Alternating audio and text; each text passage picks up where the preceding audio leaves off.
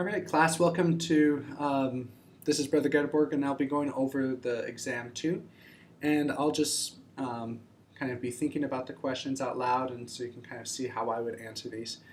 This is part 1, and I will be doing these broken up into about 10 problems apiece.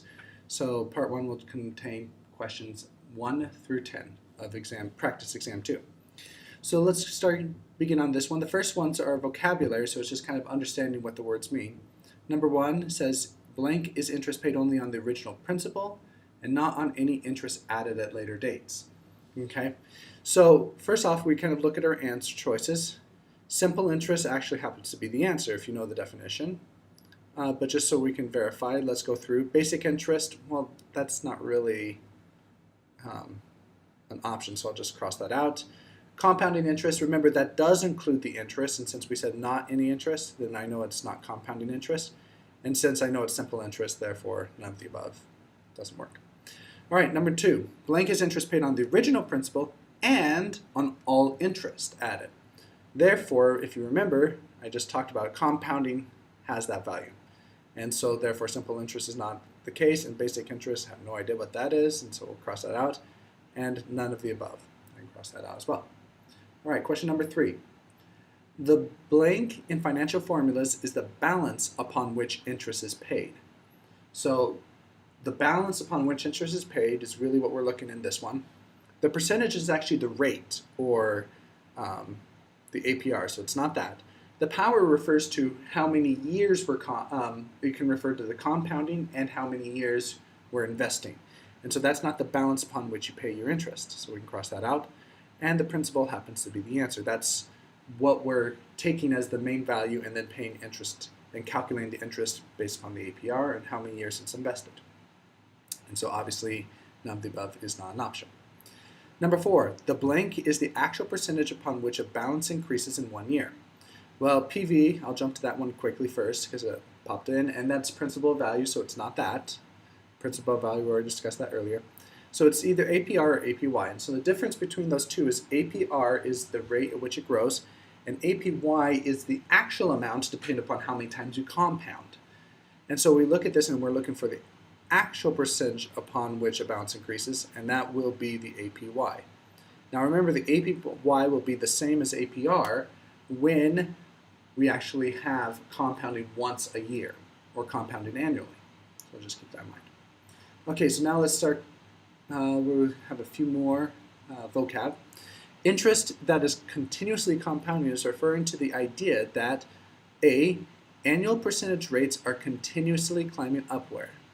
Well, annual percentage rates sometimes go up, sometimes go down. Right now they're really low, so but that's not what compounding continuously or continuously compounding means, so we can cross that out. Business entities are constantly increasing their interest rates due to the economy. And once again, same thing. Actually, it depends. They're lowering them right now because they want more people to take out loans. So that's not always true, but at the same time, it has nothing to do with compounding continuously. Interest rate complications are growing in complexity as time goes on, and that's also not true. It can seem complex if you're not used to it, but that has nothing to do with continuously compounding either. And there are an infinite number of compound periods per year. And there we go. That's what we're looking for. So we're going to take the compounds and do it infinitely many times. And that's what continuously compounding means. The annual percentage yield, or APY, of a savings account is what? Whenever an account has an annual compounding. Oh, it goes back to what I was talking about previously. Whenever we have an annual percentage rate of once per year, our end value will be 1, which will therefore create the, if you will, compounding once a year, or the APR will be the exact same as our APY. So let's look at this. It's sometimes less, no. Remember, it'll be the same. Sometimes less than, nope. Sometimes more than, nope. And the same as, perfect. So I can circle that. There's my answer. Okay, let's move on. True or false? A deposit of $2,000 in a savings account at today's low interest rates, around 1%, would take about 70 years to double. Okay, so let's come over to our notes area. And we're going to probably use the rule of 70 to calculate this. So 70 divided by the rate, which in this case is 1. And you'll notice I don't convert this to a decimal. Okay, When you're using the rule of 70, you don't use decimals, you just keep it that value. And 70 divided by 1 is 70, so it'll take about 70 years for this to double. And notice that that's exactly what they said, 70 years to double, therefore this is true, and it's not false. Okay, if you take 2,000 in the stock market, so we'll come over here and we'll probably need to use the notepad, so this was question 7.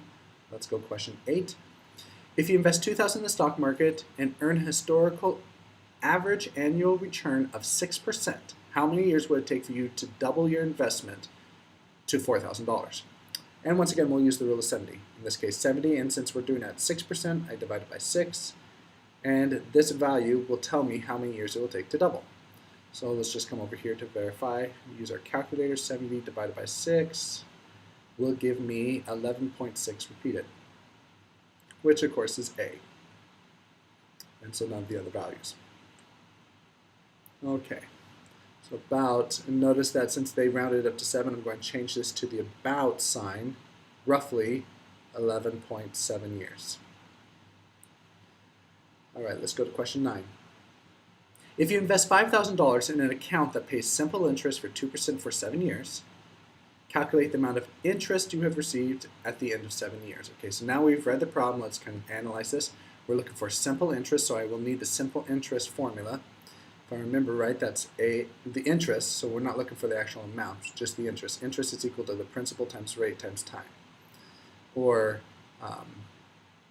you can look at the formula might be a little bit different. I think that we have it as R is usually APR is what they put. And so that's our simple interest. And so let's take a look at this. We have $500 as our principal. That's how much we start with. Our rate in this case is 2%, so 0.02, and the time, or years in this case, is 7, so I'll put a 7. So I'll come over here, 500 times 0.02 times 7. So I just multiply those three together, and that's my simple interest. And so I get a value of $70 as my simple interest over the year, and so there we go. B is the answer.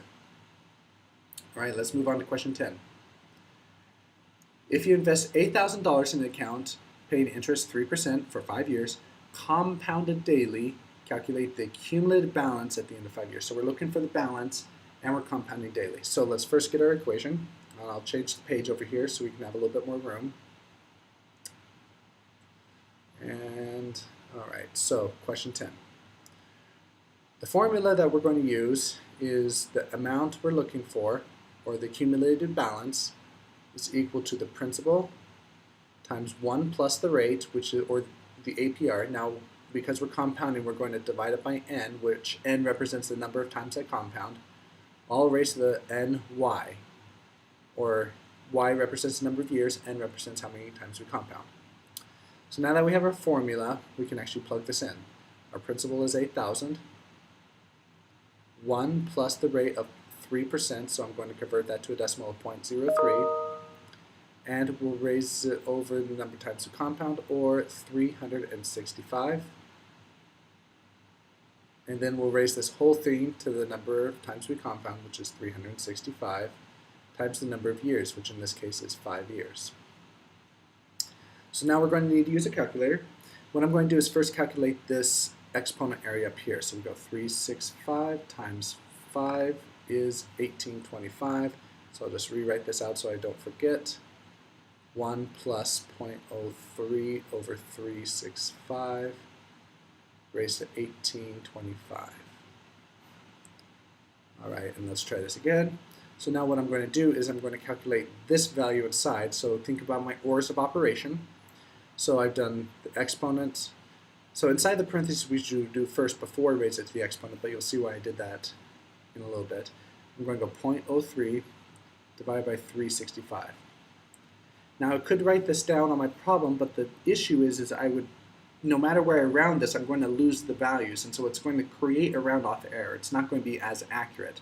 So I want to keep all of these decimals on as much as possible. So I'm just going to add the 1 to it. And now I'm going to say this is 8,000 times the value on the calculator currently at 1825. So I could write that in, but I want to keep that on there for right now.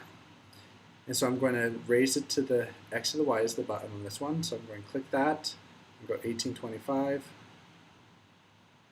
And I'll type that in wrong, 1825. Okay, and so I get 1.1618. So 8,000 times 1.1618, and it'll continue onwards. And I'm going to keep that all in there so I can get as accurate as possible with my answer. And I'm going to multiply that by 8,000. And therefore my answer is $9,294.62. So I round to the nearest cent. But the problem has it rounded to the nearest dollar. So but at least I can round it now at this point. So 8408, 9274, 8833, 9295. D is my correct answer. So I'd circle that. And I finished the first 10 problems. So head on to part 2 to see problems 11 through 20.